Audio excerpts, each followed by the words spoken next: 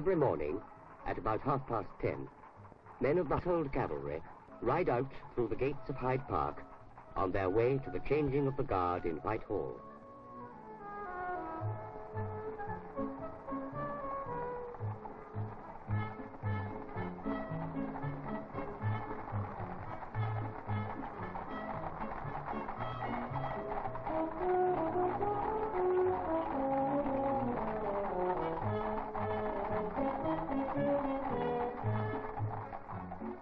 Traffic looks untidy and dull beside their formal splendor, and very properly must halt to let them pass.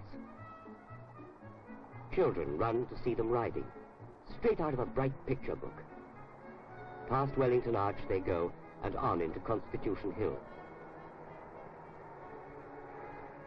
Against the skyline, 4 other horses, cast in bronze, draw the chariot of peace.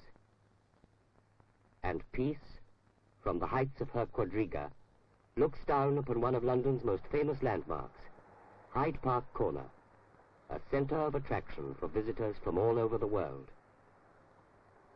To the west and north lies the great green open space of Hyde Park. To the east stretches the straight mile of Piccadilly.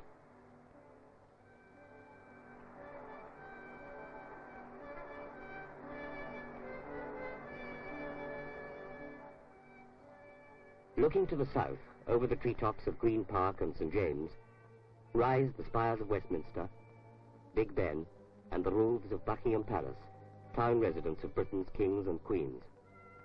The shadow of peace triumphant falls ironically on many memorials to war.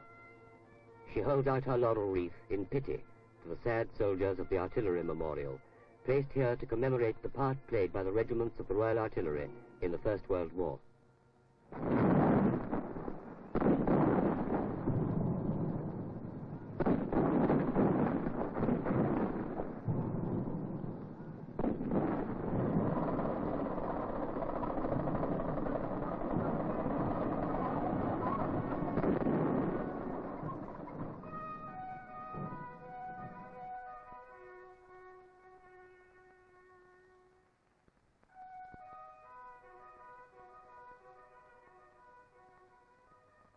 Buried in far-off battlefields, this is their memorial at home, where fresh spring flowers pay tribute to their death in action some 40 years ago.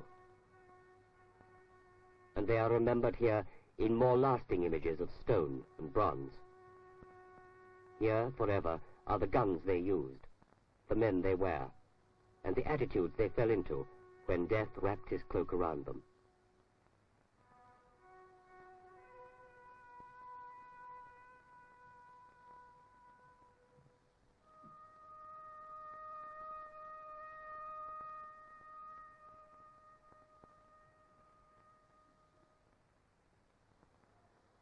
The casualties of civilian life need care and pity too, as the presence here of St. George's Hospital testifies. It stands like a great haven of rest amid the hurly-burly of the traffic.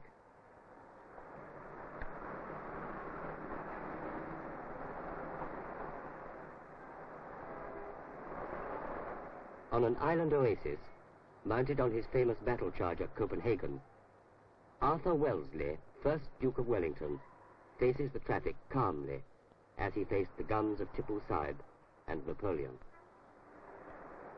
Apsley House, sometimes known as Number 1 London, was his town residence, and in his lifetime he filled it with all the treasures and rewards of his many campaigns. These are now on view in the Wellington Museum, which is open to the public every day of the year except Sundays and Christmas Day. Here is a wonderfully vivid record of a great man's life and times. He welcomes you himself in the entrance hall, the Iron Duke, or, if you prefer, Old Nosey to the very life. And at the foot of the stairway, there stands the colossus that overshadowed all Europe, his great adversary, Napoleon. The colossus fell, and a grateful Europe showered gifts upon its liberator. Dinner services of finest porcelain, painted with scenes from his military life, were presented to Wellington by the crowned heads of nearly every country in Europe. They are all on show at this museum, together with his more personal relics, his snuff boxes, his dressing case with razors and brushes, and even the pills he carried with him into battle. Field Marshal of Russia, of the Netherlands, of Portugal, Austria, Prussia, Spain, and Great Britain. These are his marshal's batons. No one ever carried so many before or since. The Duke's war medals, the Peninsular Gold Cross and the Waterloo Medal among them, belonged to his life as a serving soldier, whereas his many orders and decorations read like the high romance of European chivalry.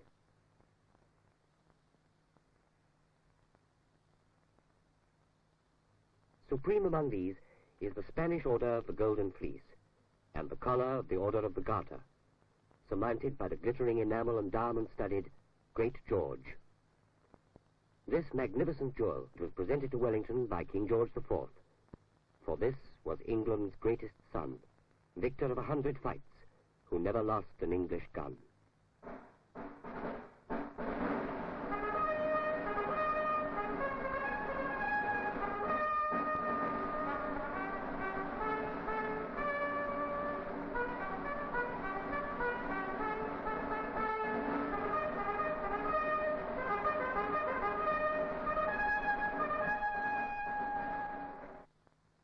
Just inside the gates of Hyde Park stands the Achilles statue.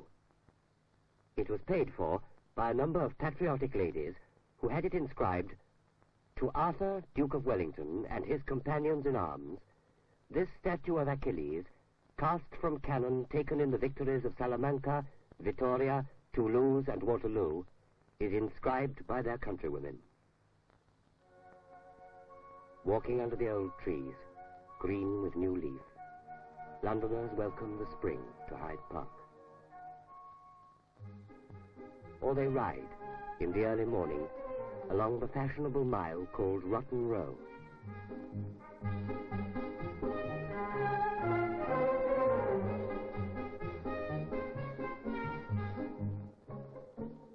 Nature still rules in Hyde Park. Wildfowl live in the wooded dell, along with more domestic creatures. And human beings are welcomed, so long as they carry paper bags that promise crumbs.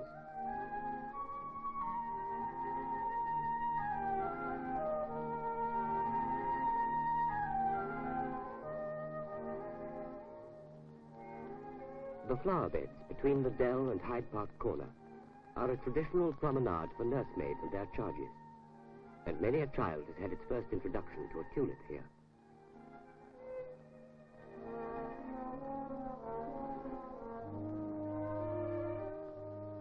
Above all, Hyde Park is a place where people are free. Free to walk or lie on the grass, to sunbathe, to picnic, and to be as energetic or as lazy as they please.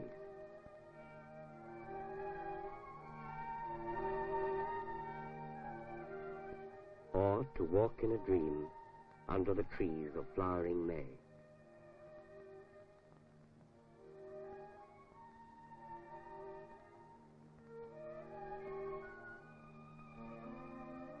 The green grasses stop abruptly outside the park gates, and the roar of the traffic takes over from the birds.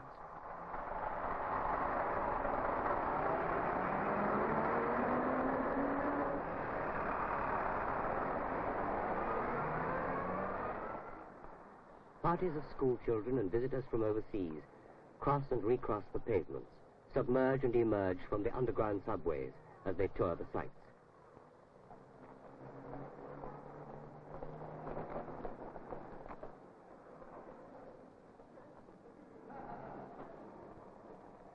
Some know their way around. Others think it more prudent to ask a policeman. The vivid life of the pavement has its own color and refreshment. Fruit to ease parched throats. Flowers as bright as any in the park. And records of all the sights can be bought at the picture postcard stall to send to stay-at-home friends wherever home may be.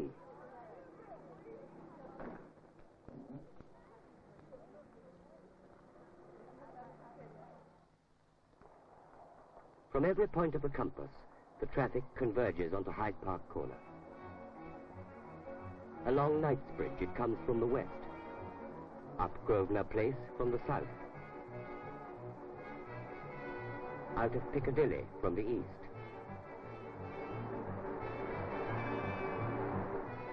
down Park Lane from the north.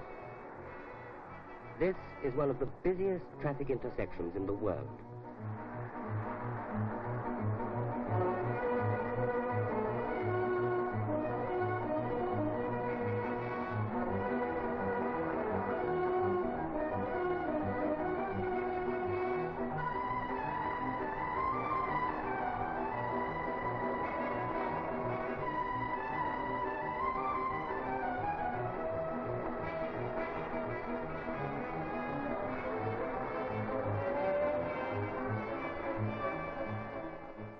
Traffic from the south passes a building that is not included in the average sightseer's tour.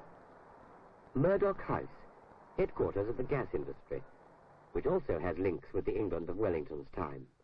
It is named after William Murdoch, Scottish engineer and inventor, whose bust has a place of honour in the entrance hall. It was in 1792 that Murdoch first succeeded in lighting his house with gas distilled from coal, and thus laid the foundations of the gas industry as we know it today.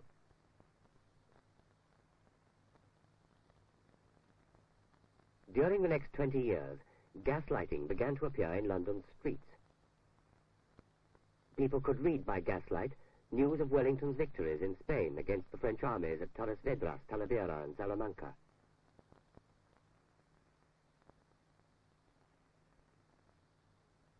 In 1815, after his final triumph at Waterloo, Wellington returned home and was showered with honours. While all the time, the quiet Scotsman, William Murdoch, worked away at his inventions, gratified with a medal from the Royal Society. The year 1851 saw the opening of the Great Exhibition in Hyde Park, built to display our inventiveness to the world. At the inaugural ceremony, the Duke was in attendance upon his beloved Queen. Living in nearby Apsley House, the Duke was a daily visitor to the great glass palace, and he must have noted and marvelled at the early gas appliances on view there, chandeliers and candelabra of all kinds, and, even more revolutionary, a gas cooker. The following year, Wellington died. The sad, slow procession that wound its melancholy miles through London was one of the spectacles of the century. He was buried in St. Paul's at the side of Nelson. During the long funeral ceremony, the cathedral was lit only by gas jets. So did the lives of Wellington and Murdoch, each in his different way a benefactor of mankind, meet in the end. It is a big step forward from the simple gas jets of 150 years ago to the huge gas furnaces used in industry today, and to the giant gas-making plants of the 20th century, which serve the whole nation, supplying gas in millions of homes, offices, and factories. The gas industry today is a modern industry serving a modern world, and is always building and planning for the future. Just as outside Murdoch House, other planners work on a project for a new and improved Hyde Park Corner.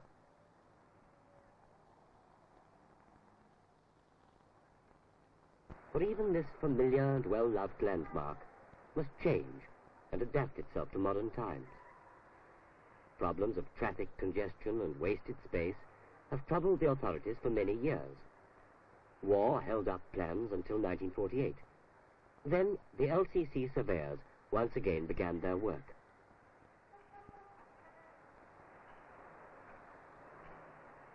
The operation grew into a major campaign for architects and engineers. Their mission was to redesign Hyde Park Corner and at the same time retain its character as one of the world's most loved open spaces. Hundreds upon hundreds of drawings and plans were made in consultation with the other authorities concerned, until 10 years later, the mass of paperwork became a coordinated scheme approved by Parliament.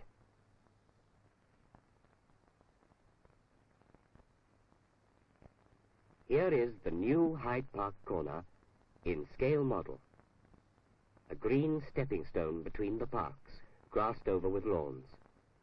Trees and seats make it an oasis of calm, while the traffic flows swiftly round a wide new road and through a tunnel connecting Knightsbridge to Piccadilly.